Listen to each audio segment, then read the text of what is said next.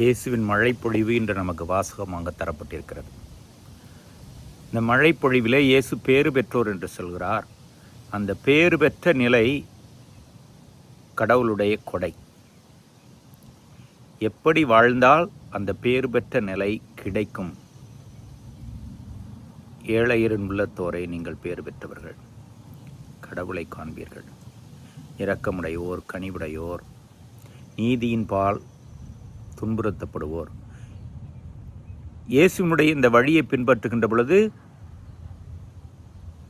ஆசீர்வாதமாக பேறு பெற்ற நிலை நம் வாழ்விலே வந்தடையும். இந்த உலகத்திலே இங்கே தொடங்கும், தொடர்ந்து அது முடிவில்லா வாழ்வுக்கு நம்மை வழிநடத்தும்.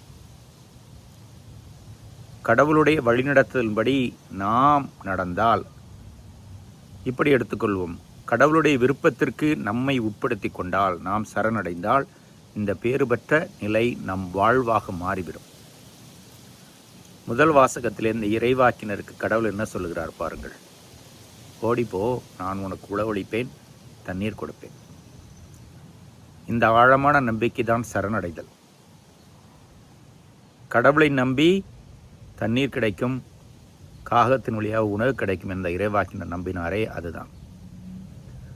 இந்த பேறு பெற்ற நிலையை நாம் அடைய இயேசு காட்டுகின்ற அந்த வழியை பின்பற்றுவோம், சரணடைவோம். இறைவன் என்னென்னும் வாழ்த்து பெறுவாராக.